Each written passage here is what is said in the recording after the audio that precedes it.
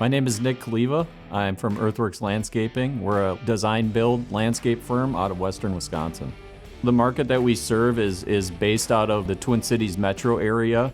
A lot of higher-end outdoor living projects. We've been working with County Materials for over 20 years, I would say. The quality of the product that County is putting out is it's some of the best out there, if not the best. So it's great to be able to be behind or rep a product like that.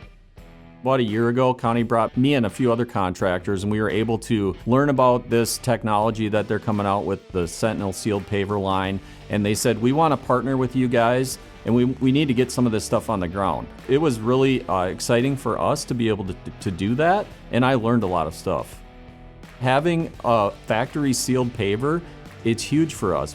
It solves a problem for me because that time period of when we put down the unsealed paver to when we can get back and seal them, that's kind of a fragile state, right? And so being able to put down a factory sealed paver and right off the bat, the minute we put that paver on the ground, we could spill something on it and we don't have to worry about it.